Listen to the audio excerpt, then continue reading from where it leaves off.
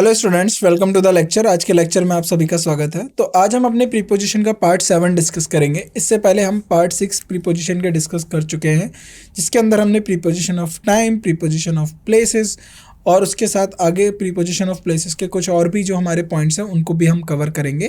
Then उसके बाद आगे के प्रीपोजिशंस हम पढ़ेंगे इस पार्ट के अंदर, राइट। तो प्रीपोजिशन को अब आपको यूज़ अच्छे से समझ में आ गया किस तरीके से हम सेंटेंस में यूज़ करते हैं। और प्रीपोजिशन के एक ही प्रीपोजिशन का मतलब काफ़ी ज़्यादा वेरी करता है। जैसे कि आपने देखा होगा टाइम प्रीपोजिशंस जो होते हैं वो हम अपने प्लेसेस के भी अंदर यूज़ कर रहे हैं। प्लेसेस वाले प्रीपोजिशन मैनर को भी बता रहा है, टाइम को भी बता रहा है। तो आपका डिपेंड करता है कि कॉन्टेक्स्ट, जो सेंटेंस का जो कॉन्टेक्स्ट है वो किसके ऊपर है। क्या वो टाइम बताना चाहता है, क्या वो प्लेस बताना चाहता है, किस बारे में सेंटेंस दिया गया है, उसके ऊपर आपके प्रीपोजिशन का यूज़ डिपेंड रहता है, राइट। तो प्रीपोजिशन हमेशा किसके साथ चलेगा? कॉन्टेक्स्ट, जो भी सेंटेंस का कॉन्टेक्स्ट है उसके ऊपर चलेगा। अब आगे हम प्रीपोजिशन अक्रॉस और थ्रू के बारे में पढ़ते हैं कि अक्रॉस और थ्रू प्रीपोजिशंस हमें किन बारे में जानकारी देते हैं, राइट, किस बारे में जानकारी देते हैं और किस तरीके से इसका यूज़ हम सेंटेंस में कर सकते हैं, राइट। सो अक्रॉस और थ्रू जो दोनों ही प्रीपोजिशन है, both preposition location of something, किसी की लोकेशन के बारे में बताएंगे in relation to another something. जैसे बिलो अंडर की आपने बात करी थी, राइट। तो बिलो और अंडर भी क्या कर रहे थे? किसी के रिलेशन में आपको बता रहे थे। ऐसे ही अक्रॉस और जो थ्रू प्रीपोजिशन है ये किसके बारे में जानकारी देंगे? आपको लोकेशन के बारे में जानकारी देंगे, लेकिन दूसरे के रिलेशन में, राइट। सो दोनों का लेकिन यूज़ अलग होता है कि हम कहाँ पर अक्रॉस यूज़ करेंगे, कहाँ पर थ्रू यूज़ करेंगे, ये हम आगे पढ़ेंगे। देखिए, जब भी आप अक्रॉस यूज़ करोगे तो अक्रॉस आपकी मूवमेंट या आपकी लोकेशन किसी भी फ्लैट सरफेस के ऊपर डिस्क्राइब करेगा। जैसे across is use to describe movement या लोकेशन, मूवमेंट या लोकेशन किसके ऊपर? On a flat surface from one side to another side, यानी एक साइड से दूसरी साइड के किसी फ्लैट सरफेस के ऊपर आप मूवमेंट कर रहे हो तो आप उसको अक्रॉस से डिनोट करोगे। And it is also use to describe क्या? That something is spread out across a surface. तो स्प्रेड आउट का मतलब है कि कुछ चीज़ जो सरफेस के ऊपर फैल गई है उसको लेकर भी हमारा अक्रॉस जो प्रीपोजिशन है वो हेल्प करेगा। तो एग्जांपल से समझते हैं, जैसे the cat run across the street, यानी कोई स्ट्रीट रही होगी, राइट। अब एक कैट यहाँ से चल के पूरा स्ट्रीट पार करके यहाँ पर आ गई, यानी स्ट्रीट का मतलब एक फ्लैट सरफेस है और कैट ने एक एंड से दूसरे एंड तक मूवमेंट किया। तो इसके लिए भी हम अक्रॉस का यूज़ करेंगे। जैसे the bridge goes across the river, तो ब्रिज चल के नहीं जा रहा है, इसका मतलब है कि ब्रिज जो है रिवर के अक्रॉस, यानी अगर ये रिवर है तो ब्रिज इस तरीके से रिवर पे सिचुएटेड है, right. Now, the sky was filled with clouds across the horizon।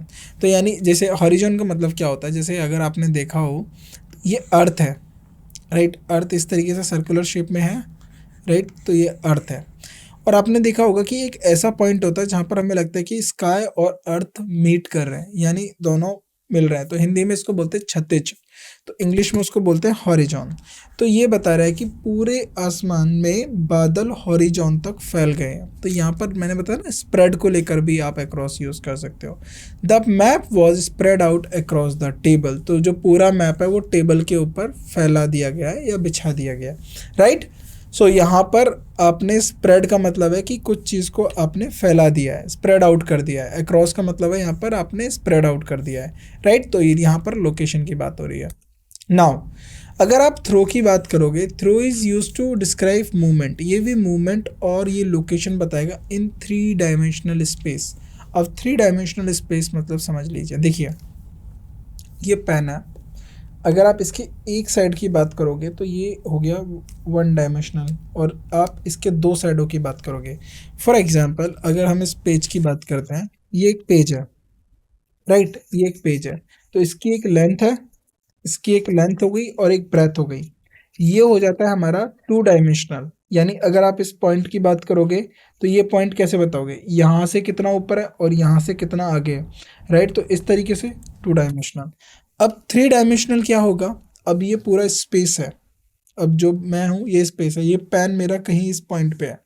तो अगर मैं ग्राउंड लेवल से बात करूँगा कि ये ग्राउंड लेवल पे कहाँ पर है, ये जो पेन है ये ग्राउंड लेवल से कहाँ पर है, कितना ऊपर है, राइट, और साइड से कितना आगे है और ये, जब आप तीन चीज़ों की बात करते हो इसको बोलते हैं थ्री डायमेंशनल, राइट। इस तरीके से एक्स वाई जेड। और जब आप दो मूवमेंट की बात करते हो एक्स और वाई, इसको बोलते हैं टू डायमेंशनल। और सिंगल डायमेंशन का मतलब है कि आप एक साइड की मूवमेंट की बात कर लो। यानी थ्रू तब आप यूज़ करोगे जब थ्री डायमेंशनल मूवमेंट होगा, यानी किसी की लेंथ, किसी की ब्रेथ और किसी की हाइट में भी चेंज आ रहा है। जैसे रूम के अंदर, बिल्डिंग के अंदर, फॉरेस्ट हो गया, टनल हो गया, तो ये थ्री डायमेंशनल स्पेसेस होते हैं। तो यहाँ पर मूवमेंट और यहाँ की लोकेशन के बारे में हमें किसका प्रीपोजिशन को यूज़ करना होता है? थ्रू को, राइट। जैसे it can also use to describe something that passes through a solid object. अब इसको जैसे मान लीजिए सॉलिड ऑब्जेक्ट है, ये एक सॉलिड ऑब्जेक्ट है, इससे कोई चीज़ पास करके चली गई तो उसके लिए भी हम थ्रू यूज़ करते हैं। जैसे कि बुलेट वॉल से पार करके चले, ब्लड थ्रू अ वॉल, यानी ब्लड जो है वॉल से क्रॉस करके चला गया। जैसे the bird flu through the window, तो जो बर्ड्स हैं वो विंडो से थ्रू मतलब बाहर निकल गए या फिर उड़ गए। तो जैसे देखिए अब विंडो है, अब उसके अंदर से बर्ड निकल के जा रहे हैं, तो ये थ्री डायमेंशनल मूवमेंट है। The train went through the tunnel, तो जब ट्रेन कहाँ से गई थी? टनल से गई थी।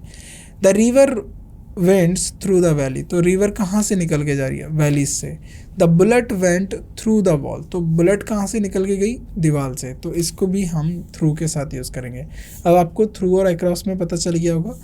इन context of place across is use to, अगर हम प्लेस के कॉन्टेक्स्ट में रह के बात करें तो जो अक्रॉस है वो अक्रॉस किस लिए यूज़ किया जाता है? Describe something that is on the other side of flat surface such as road, river, field. तो यानी कोई दूसरे साइड, यानी किसी दूसरे साइड, एक साइड यानी किसी फ्लैट सरफेस के दूसरे साइड की बात करता हो तो उसके लिए हम अक्रॉस यूज़ करेंगे। थ्रो हम किस लिए यूज़ करेंगे? थ्रो, इनको अपने कॉपी के नोट्स में बनाइए और थोड़ा सा इनको हाईलाइट करके रखिए। Through is use to describe something that is inside a three dimensional, यानी कोई थ्री डायमेंशनल स्पेस के अंदर है उसके लिए हम थ्रो यूज़ करेंगे। जैसे कि बिल्डिंग, टनल, फॉरेस्ट। अब देखिए यहाँ पर फॉरेस्ट जब होता है ना, थ्रू द फॉरेस्ट, यानी आपने जंगल को पार करके आए हो, तो यहाँ पर इसको आप, अब फॉरेस्ट है, फॉरेस्ट में अब ज़रा देखिए ये एक सिंगल फ्लैट सरफेस तो नहीं है, इसको हम थ्री डायमेंशनल लेके बात करते हैं, राइट। एग्जाम्पल के तौर पे the park is across the street from my house, तो पार्क कहाँ पर है? स्ट्रीट के दूसरे साइड पे है, राइट। तो स्ट्रीट हमारी क्या होगी? फ्लैट सरफेस, इसलिए हमने इसके लिए अक्रॉस लगा दिया। The library is through the park, अब लाइब्रेरी कहाँ पर है? पार्क से, right. Library is through the park. अब पार्क जो है वो फ्लैट सरफेस नहीं है, पार्क ऊपर नीचे हो सकता है, पार्क में झूले होते हैं, बहुत कुछ होता है, तो पार्क को फ्लैट सरफेस नहीं रखा है, इसीलिए हमने पार्क के लिए थ्रू रखा है। The museum is across the river, अब ये रिवर है, रिवर एक फ्लैटन सरफेस होता है, जब आप प्लेन्स में रिवर को देखते हो तो एक फ्लैट सरफेस की तरह रहती है। तो म्यूजियम कहाँ पर है? रिवर के दूसरे साइड पे है। You can walk through the forest, आप फॉरेस्ट से जा सकते हो to get to the lake, अगर आपको लेक पे जाना है तो आप फॉरेस्ट से पार करके जा सकते हो, राइट। सो यहाँ पर फॉरेस्ट हो गया, पार्क हो गया, ये 3D है, थ्री डायमेंशनल्स की बात हो रही है, और ये फ्लैट सरफेस है, स्ट्रीट और रिवर। Understand now. और यहाँ पर कुछ और हमारे एग्जाम्पल्स हैं जिसमें हमें बताया गया कि हम किस तरीके से अक्रॉस और थ्रू को प्लेस के कॉन्टेक्स्ट में यूज़ कर सकते हैं। जैसे the children walked across the playground, तो चिल्ड्रन कहाँ गए? अक्रॉस द प्लेग्राउंड, यानी एक साइड से प्लेग्राउंड के दूसरी साइड चले गए, राइट। तो ये प्लेग्राउंड होता है, जनरली प्लेग्राउंड फ्लैट सरफेस होता है, राइट। तो एक साइड से, there is a difference between a park और प्लेग्राउंड। पहले आप ये समझ लीजिए, पार्क जो होता है जनरली पेड़ पौधे होंगे, बेंचेस होगी, झूले होंगे, लेकिन प्लेग्राउंड क्या होता है? एक ओपन एरिया होता है खेलने के लिए, तो जो हमारा फ्लैट सरफेस होता है, इसीलिए हमने अक्रॉस लिया हुआ है प्लेग्राउंड के लिए। The hiker walked through the woods, अब हाइकर कौन होते हैं? जो पहाड़ों पे चढ़ते हैं, जो जंगलों में हाइकिंग करते हैं, तो यहाँ पर वुड्स का मतलब है forest, right. The car drove across, अब ब्रिज क्या है? हमारा फ्लैटन सरफेस होता है, देखिए ब्रिज ऐसे ऊपर नीचे तो नहीं होगा, ब्रिज बिल्कुल फ्लैट सरफेस होगा, इसलिए हमने यहाँ पर अक्रॉस लिया है ब्रिज के लिए, right. The train went through the tunnel, तो ट्रेन कहाँ से गई है? टनल से, इसलिए थ्रू लगाया। The plane flew across the sky, sky को हम फ्लैटन सरफेस मान के चलते हैं, इंग्लिश की टर्म्स में रखते हैं हम, इसलिए across. The river flow through the city, अब रिवर कहाँ से निकली है? सिटी से, सिटी को हम क्या लिखते हैं? Three dimensional, right.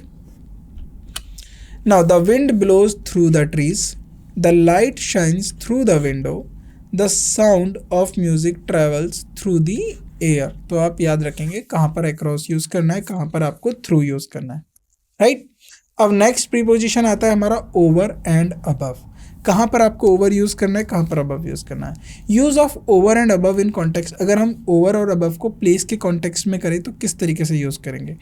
ओवर का मतलब होता है इन अ हायर पोजीशन, कोई देन। अब देखिए ये जब भी बात कर रहे हैं हम किसी के रिलेशन में रख के बात कर रहे हैं, यानी कोई दूसरी पोजीशन से हायर पोजीशन की बात हो रही है, राइट।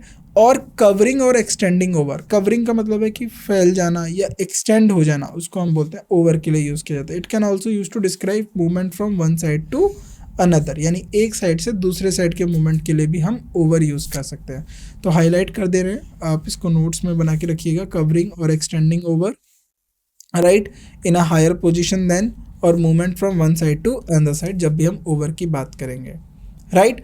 सो ओवर हमारा किस लिए डिस्क्राइब होता है, यही समथिंग डायरेक्टली और पार्शियली कवरिंग को लेकर भी हम ओवर यूज़ कर सकते हैं। जैसे अबव ऑल्सो मीन्स अगर हम हायर पोजीशन की बात करें, higher position than, but it is more than general than other over, right, लेकिन ये जनरल से ज़्यादा होता है, राइट। अब एग्जाम्पल्स के साथ समझते हैं हम इनको। एग्जाम्पल जैसे the bird flu over the tree, यानी जो ट्री है उसके ऊपर से, उसके हायर यानी उसके ऊपर से बर्ड्स जो है फ्लो कर रही हैं, फ्लू मतलब उड़ रही थी।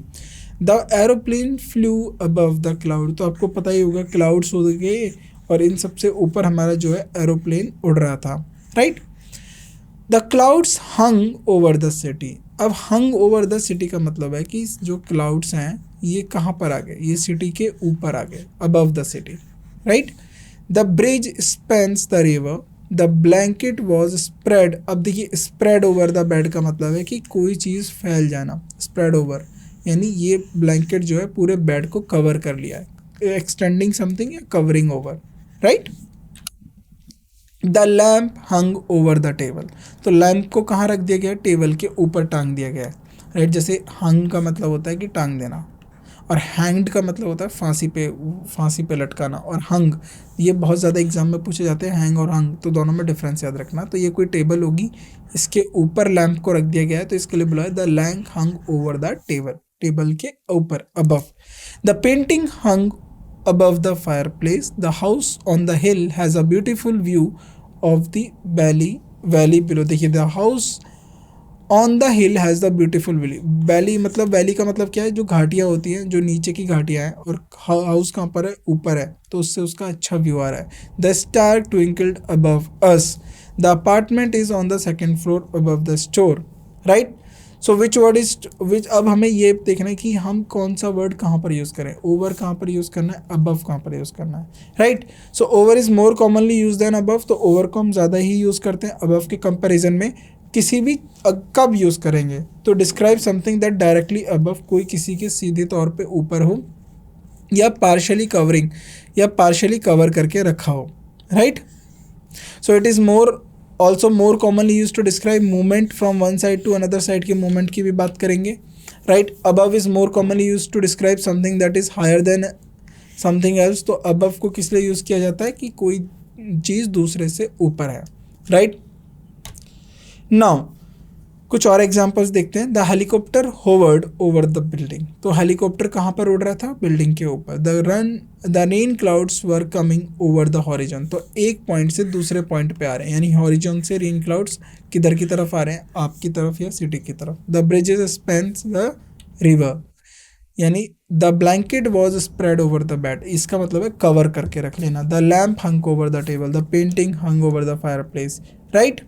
सो ये सारे एग्जाम्पल्स हैं जिसमें हम अबव और ओवर का यूज़ करें। The aeroplane flu above the clouds, तो एरोप्लेन कहाँ पर है, बादलों के ऊपर उड़ रहा है। The house on the hill was beautiful, अब जो वैली बिलो है, यानी बिलो का मतलब हो गया नीचे, तो उससे अबव जो हाउस है जो हिल के ऊपर है उसका एक अच्छा सा व्यू आ रहा है। और द स्टार कहाँ पर ट्विंकल कर रहे हैं, हमसे ऊपर, अबव अस। द अपार्टमेंट कहाँ पर है, above the store, apartment is on the second floor above the store के ऊपर। The temperature is above freezing point, right.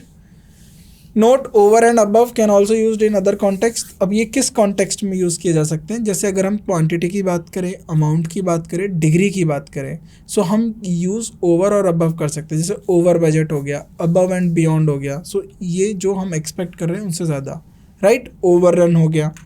तो जब भी हम क्वांटिटी की बात करेंगे और इन सब की बात करेंगे, अमाउंट की बात करेंगे, डिग्री की बात करेंगे, हम ओवर और अबव को भी यूज़ कर लेंगे।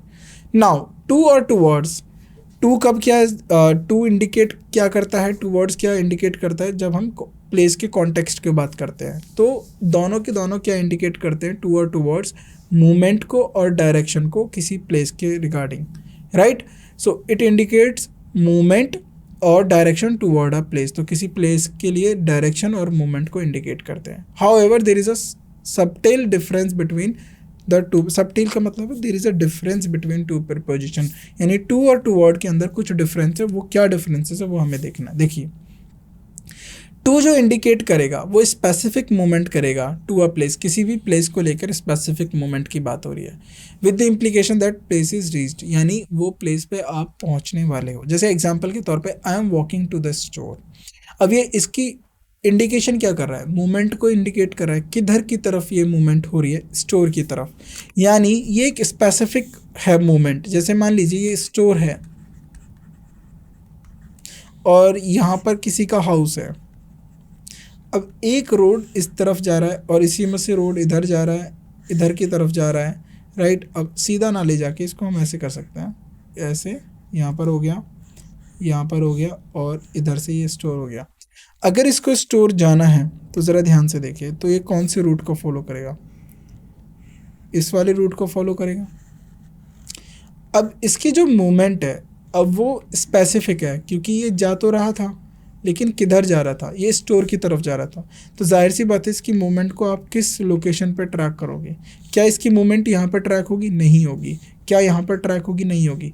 वो घर से लेके जो हमारा स्टोर तक की जो मूवमेंट है उसी के बीच में ट्रैक होगी, क्योंकि ये बताने के लिए इंडिकेट होता है कि वो किस तरफ जा रहे हैं या किस तरफ पहुँचना है उनको।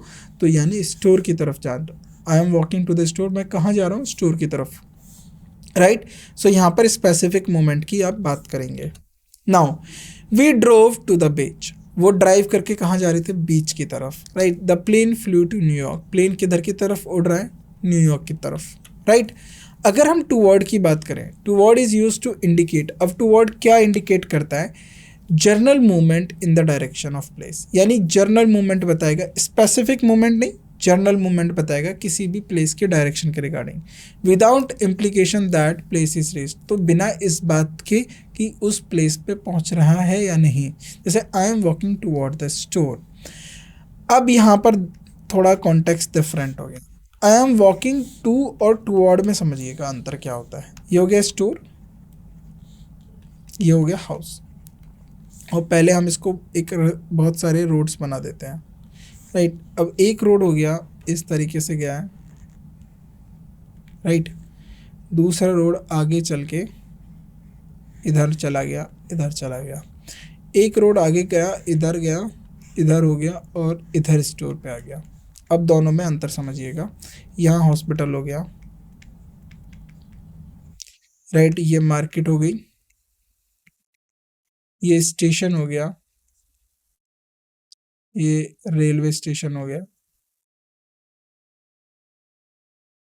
ये बस स्टैंड हो गया, ये एयरपोर्ट हो गया। अब यहाँ पर टू और टूवर्ड्स में एक बेसिक सा डिफरेंस है। जब भी आप टू की बात करोगे, I am walking to the store, यानी इसकी जो मूवमेंट है इसके बारे में इंडिकेट हो रहा है, और ये मूवमेंट कंस्ट्रेंट है। कंस्ट्रेंट का मतलब है ये मूवमेंट बंधी हुई है, यानी ये कहाँ जाएगा, ये सिर्फ स्टोर की तरफ मूव करेगा। यानी इसकी इम्प्लीकेशन क्या है कि इसको कहाँ पर पहुँचना है, इसे स्टोर की तरफ पहुँचना है। तो अगर आप इसको ट्रैक करना चाहोगे तो आप इस पूरे जो पर्पल कलर से हाईलाइटेड है इसको आप कहीं भी देखोगे, इसकी मूवमेंट, इस पर जो पर्सन की बात कर रहे हैं हम, उसकी मूवमेंट इसी ट्रैक पे की जाएगी, राइट। इसी ट्रैक पे उसकी मूवमेंट कैप्चर की जाएगी। लेकिन जब आप टूवर्ड्स लिखते हो, राइट, अब टूवर्ड का लिखने का मतलब क्या है, वो यहाँ तो नहीं जाएगा, वो इधर से इधर जाएगा और इधर जाएगा। ये जो सारी मूवमेंट दिख रही है आपको, ये स्टोर की तरफ जाने वाली मूवमेंट है, लेकिन ये इस बात का इम्प्लीकेशन नहीं है कि वो स्टोर पे जाना है, यानी उसकी फाइनल डेस्टिनेशन 2 में तो स्टोर है लेकिन टुवर्ड में स्टोर नहीं होगी। बस ये इंडिकेट कर रहा है कि ये स्टोर की तरफ जा रहा है। वो यहाँ जाके वो ऐसे सीधा भी जा सकता था, इधर सीधा भी जा सकता है, वो इधर भी जा सकता है। यहाँ तक अगर आप देखोगे तो उसकी मूवमेंट बताओगे टुवर्ड्स द स्टोर, यहाँ से देखोगे टुवर्ड्स द स्टोर, यहाँ से देखोगे टुवर्ड्स द स्टोर। लेकिन जैसे ही स्टोर उसने क्रॉस कर लिया, इसका मतलब टुवर्ड्स द स्टोर नहीं रहेगा। अब मूवमेंट हम बोल सकते हैं टुवर्ड्स द रेलवे स्टेशन। वो अब ध्यान से देखिए, वो स्टोर की तरफ जा रहा था या स्टोर की तरफ जा रहा है या वो स्टोर पे जा रहा है, दोनों। अगर वो स्टोर की तरफ जा रहा है तो इसका मतलब ये नहीं है कि वो स्टोर में ही जाएगा। अगर वो स्टोर में जा रहा है तो इसका मतलब है कि वो स्टोर में ही जाएगा, वो उसकी फाइनल डेस्टिनेशन है। तो टूवर्ड और टू में ये बेसिक डिफरेंस है। We are driving toward the beach, we are flying the plane toward the New York. Right, so in the context of place, toward is often used to describe movement that is ongoing or not yet complete. तो जब भी हम toward को use करेंगे तो इसका मतलब क्या होगा कि जो movement है वो ongoing है और अभी तक complete नहीं हुई है। Right? For example, the crowd is moving toward the stage, यानी क्राउड अभी भी स्टेज की तरफ मूव कर रहा है, ये अभी कंप्लीट एक्शन नहीं है। द स्ट्रॉम इज़ हेडिंग, तो आपको वैसे ही पता चल जाएगा प्रेजेंट कंटिन्यूस टेंस है, इसका मतलब है कि कंप्लीट एक्शन नहीं है। This is an on going action, तो हम किसकी बात कर रहे हैं, एक ऑन गोइंग एक्शन की बात कर रहे हैं। The storm is heading towards the coast, the deadline is approaching, तो जो डेडलाइन है वो नज़दीक आ रही है लेकिन अभी एंड नहीं है। Toward can also used to describe a general direction or location without indicating a specific movement. तो toward क्या इंडिकेट करेगा, एक जनरल डायरेक्शन को इंडिकेट करेगा या किसी जनरल लोकेशन की बात करेगा बिना किसी स्पेसिफिक मोमेंट के। एग्जाम्पल के तौर पे, our house is located toward the edge of the town. अब उसने बताया कि जो हमारा घर है वो शहर से बाहर है, लेकिन कौन सी लोकेशन पे नहीं बताया, तो ये जनरल लोकेशन बता दी, the edge of the town. अब शहर के तो एज कई सारे हो सकते हैं ना, अगर शहर ऐसे है तो ये भी एज है, ये भी एज है, ये भी एज है, ये भी एज है, ये भी एज है, तो कौन से एज पे है, स्पेसिफिक नहीं है, जर्नल दिया हुआ है। The park is towards the north side of the city, तो पार्क कहाँ पर है, सिटी के नॉर्थ साइड पे। अब देखिए, मान लीजिए कोई सिटी हो गया, ये दिल्ली हो गया, दिल्ली। अब ये नॉर्थ हो गया, ये आपका ईस्ट हो गया, ये वेस्ट हो गया, ये साउथ हो गया, राइट। अब यहाँ से लेके ये पूरा नॉर्थ है, तो बोला गया कि पार्क सिटी के नॉर्थ साइड पे, पर लेकिन कहाँ पर, कोई स्पेसिफिक नहीं है। The mountains are toward the west, तो माउंटेन्स किधर की तरफ है, वेस्ट की तरफ है। तो अगर हम बात करें हिमालय कहाँ पर है, तो बोलते हैं इंडिया के नॉर्थ की तरफ है, लेकिन हिमालय पूरे नॉर्थ पे तो फैला हुआ है, लेकिन हमने स्पेसिफिक लोकेशन तो नहीं बताया, हमने सिर्फ डायरेक्शन की बात करी है, राइट। और यहाँ पर कुछ और एग्जांपल्स हम डिस्कस करते हैं टू और टूवर्ड्स के, जैसे कि I am going to the library to study, तो वो लाइब्रेरी कहाँ जा रहा है, वो लाइब्रेरी ही जाएगा, किस लिए, पढ़ने के लिए। 2+V1, यहाँ पर ये इन्फिनेटिव है, यहाँ पर ये प्रीपोजिशन की तरह आ रहा है क्योंकि इसका नाउन आ गया to the library. The children are running, तो बच्चे कहाँ दौड़ रहे हैं, किधर की तरफ दौड़ रहे हैं, towards the playground, toward the playground. The train is travelling toward Delhi, तो ट्रेन ट्रैवलिंग की जो द ट्रेन इज़ ट्रैवलिंग यानी ट्रेन जो है वो दिल्ली की तरफ जा रही है। अब ज़रूरी नहीं है दिल्ली ही जाए, तो हम बोल रहे हैं दिल्ली की तरफ जा रही है। वो दिल्ली से पहले वो कट करके आगरा जा सकती है, वो दिल्ली से पहले फिर इधर की तरफ हरियाणा में जा सकती है, वो उत्तर प्रदेश की तरफ जा सकती है, लेकिन मोर और लेस कहाँ पर जा रही है, हम उसकी डायरेक्शन को इंडिकेट कर रहे हैं, towards Delhi. The hikers walking toward the summit of the mountain, तो हाइकर्स किधर की तरफ जा रहे हैं, माउंटेन्स के समिट का मतलब होता है top, apex of the mountain. The birds are flying toward the south for the winter, तो बर्ड्स विंटर के लिए किधर की तरफ जाती है, साउथ की तरफ। स्पेसिफिक लोकेशन नहीं है, जनरल लोकेशन, डायरेक्शन की बात हो रही है। The ship is selling toward the horizon, ship को कहाँ पर जाते हुए देखा, देखिए जब आप ड्राइविंग की बात करते हो, जब आप लैंड पे बात करते हो, फ्लाइंग मतलब जब आप एयर की बात करते हो, जब शिप के ट्रैवलिंग की बात करते हो, शिप कैसे मूव करती है उसको हम बोलते हैं सेलिंग, राइट। शिप के मूवमेंट को हम क्या बोलते हैं, सेलिंग। तो शिप को मूव कहाँ करते हुए देखा, हॉरिजॉन की तरफ। अब हॉरिजॉन तो नॉर्थ में भी है, साउथ में भी है, ईस्ट में भी है, वेस्ट में भी है, लेकिन हमने इन जनरल बताया। So in general it is use to use, अगर हम टू यूज़ करेंगे तो ये ज़्यादा सेफ होता है, क्योंकि मोस्ट कॉमन जो टूवर्ड्स होता है आपको पता है, टूवर्ड्स हम किस बारे में बताएगा, जनरल रेफरेंस के बारे में बताएगा। right, where toward would be appropriate. However, if you want to emphasize that movement is ongoing or not complete, तो आप किसका यूज़ करोगे? towards का. अगर आप स्पेसिफिक होके बात करोगे तो आप किसका यूज़ करोगे? to का.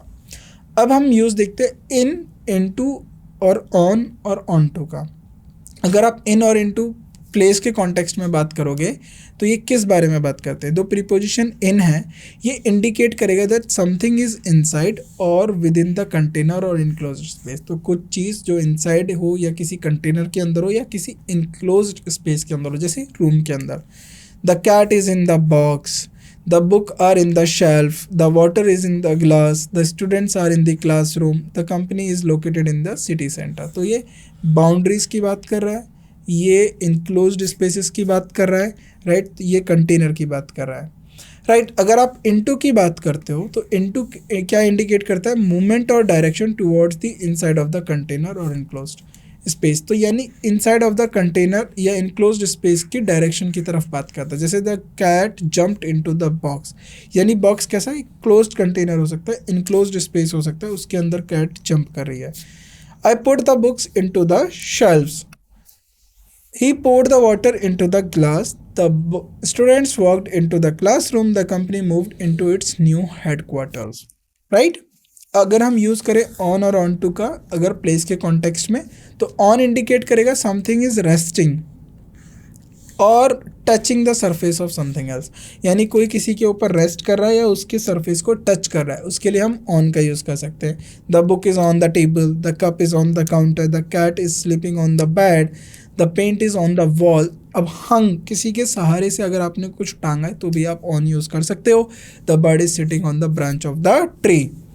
अगर आप प्रीपोजिशन ऑन टू यूज़ करते हो तो ये क्या इंडिकेट करता है? इंडिकेट मूवमेंट और direction toward the surface of something. यानी अगेन ये डायरेक्शन, जैसे इनटू और डायरेक्शन को इंडिकेट कर रहा था किसी क्लोज्ड इन सरफेस को लेकर, ऐसे ही यहाँ पर जो ऑन टू है वो इंडिकेट करेगा या डायरेक्शन करेगा किसी सरफेस ऑफ समथिंग एल्स. तो किसी सरफेस के ऊपर, जैसे I put book on to the table, यानी मैंने बुक्स को किसकी सरफेस पे रखा? टेबल पे. यानी ये डायरेक्शन को इंडिकेट कर रहा है, मूवमेंट को इंडिकेट कर रहा है. He place the cup on to the counter, the cat jumped on to the bed, she hung the painting on to the wall. तो ये अभी मूवमेंट की बात कर रहा है. The bird flew on to the branch of the tree. और कुछ और एग्जांपल्स हैं ऑन टू और इनटू, जैसे the ball is in the field, तो ये विद इन द बाउंड्रीज की बात कर रहा है. The ball through the ball into the field, अब ये देखिए बाहर से मूवमेंट की बात कर रहा है. बॉल कहाँ गई? एक इनक्लोज्ड बाउंड्री के अंदर गई, right. The bird is on the branch, तो बर्ड कहाँ पर है? ब्रांच के ऊपर रेस्टिंग में है या बैठे हुए. The bird flew on to the branch, अब इसका मतलब क्या है कि जो बर्ड उड़ के आई ब्रांच के ऊपर बैठने के लिए, right. I put money in to the wallet, तो मैंने मनी को कहाँ रखा? वॉलेट के अंदर. The money is in the wallet, तो मनी कहाँ पर है? वॉलेट के अंदर. आई पुट मनी, अब देखिए मनी ऑलरेडी वॉलेट के अंदर है तो इसलिए रखा हमने इन, लेकिन अब आप ये एक्शन कर रहे हो पैसे रखने का, इसलिए इन टू द वॉलेट, यानी आप क्लोज्ड स्पेस में आप पैसा रख रहे हो तो इन to the wallet. The keys are on the table, the I put keys on to the table, not in to the table नहीं होगा, on to the table, surface के ऊपर रख रहे हो. The book is on the shelf, I put book on to the shelf, right. और general rule क्या कहता है? थंब रूल याद रखेंगे. To use two preposition in और ऑन टू कहाँ पर यूज़ करना है? एक स्टैटिक लोकेशन को यूज़ करना है. अगर आप इन टू यूज़ करना चाहते हो और ऑन टू यूज़ करना चाहते हो तो मूवमेंट और डायरेक्शन को रखोगे. इन और ऑन किसके लिए होगे? स्टैटिक लोकेशन के लिए. इन टू और ऑन टू किसके लिए यूज़ करोगे? मूवमेंट और डायरेक्शन के लिए. तो ये जनरल रूल है, आपको यहाँ पर याद रखना है, ठीक. तो यहाँ पर हमारे जो भी प्रीपोजिशन ऑफ प्लेसेस है यहाँ पर सारे एंड हो गए. हमने प्रीपोजिशन ऑफ टाइम कवर कर लिया, प्रीपोजिशन ऑफ प्लेसेस कवर कर लिया. आगे चल के एक्सरसाइज में हम इनके क्वेश्चंस भी प्रैक्टिस करेंगे और प्रीवियस ईयर क्वेश्चंस भी इनके ऊपर डिस्कस करेंगे. तो अब आपको क्या याद रखना है? जो हमने ये 11 प्रीपोजिशन ऑफ प्लेसेस यूज़ पढ़े हैं और प्रीपोजिशन ऑफ टाइम्स पढ़े, इनको नोट्स बनाइए, इनको अच्छे से लिखिए और इनके ज़्यादा से ज़्यादा एग्जांपल्स पढ़िए. तो आपको इससे इनके कॉन्टेक्स्ट क्लियर हो जाएगा कि कहाँ पर कौन सा यूज़ करना है. जैसे इनका बड़ा वर्सेटाइल यूज़ है, राइट. ये मूड को भी बताता है, राइट. ये जो मेटाफोरिकल सिचुएशंस होते हैं उनको भी बताता है, ये प्लेस को बताता है, टाइम को बताता है. तो ये सब आपको पता होना चाहिए किस कॉन्टेक्स्ट में हमारे प्रीपोजिशन दिए गए हैं. तो बाकी के प्रीपोजिशंस के जो हम कॉन्सेप्ट है नेक्स्ट लेक्चर में पढ़ते हैं. इसको हम यहीं एंड करते हैं. Thank you so much.